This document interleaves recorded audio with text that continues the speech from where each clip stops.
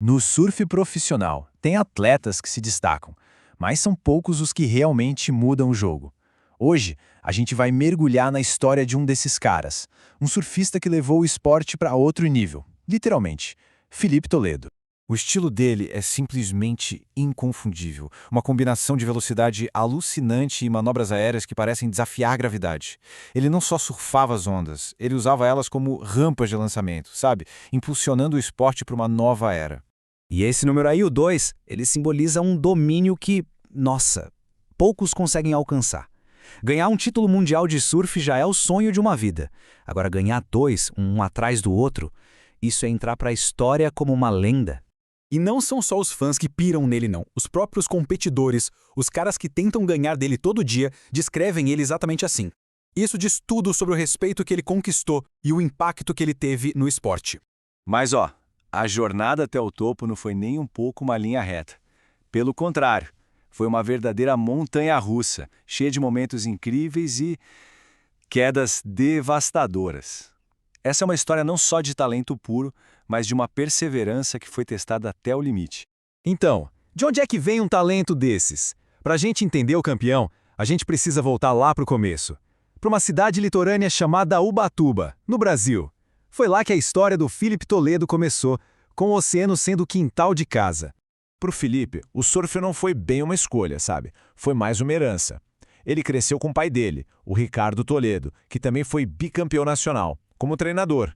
Ele não aprendeu só a surfar, ele aprendeu a competir e a vencer desde muito cedo.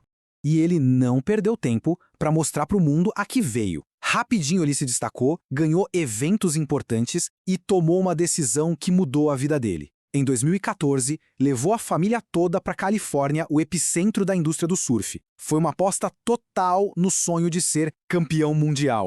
Só que, no nível de elite, talento puro só te leva até certo ponto. O Filipe logo descobriu que o maior adversário dele não estava na água, mas dentro da própria mente. Os primeiros anos no circuito foram uma batalha constante entre o dom que ele tinha e o temperamento dele. E é aqui que está o grande paradoxo do Filipe Toledo. A mesma paixão, a mesma energia explosiva que fazia ele voar mais alto que todo mundo, também o deixava vulnerável. A maior força dele era muitas vezes a sua maior fraqueza. De um lado, a gente vê o gênio, vitórias dominantes, manobras que ninguém fazia. Do outro, as barreiras, lesões que o tiravam de combate, erros mentais em momentos cruciais e até uma suspensão que arranhou a reputação dele. Era uma luta constante para achar o equilíbrio. E essa luta toda fica muito clara nos rankings dele. Ano após ano ele estava lá, batendo na porta do título mundial. Um quarto lugar, um terceiro, um doloroso segundo lugar em 2021. Ele era sempre um dos melhores, mas a coroa de campeão parecia sempre escapar por entre os dedos. Então, o que foi que mudou? Como um atleta tão volátil conseguiu finalmente canalizar toda aquela energia para se tornar o campeão que todo mundo sabia que ele podia ser? A resposta está na reta final da sua ascensão. Essa linha do tempo aqui conta direitinho a história dessa virada, de um recorde pessoal em 2018, passando pela frustração de ser vice em 2021, até que, finalmente, em 2022, ele quebrou a barreira e chegou no topo. E para provar que não foi sorte, ele repetiu a dose em 2023. E ele fez isso no palco de maior pressão do esporte, as finais da WSL, um evento de um dia só onde o campeão do mundo é decidido. Em 2022, ele superou o compatriota Ítalo Ferreira. Em 2023, foi a vez do australiano Ethan Ewing.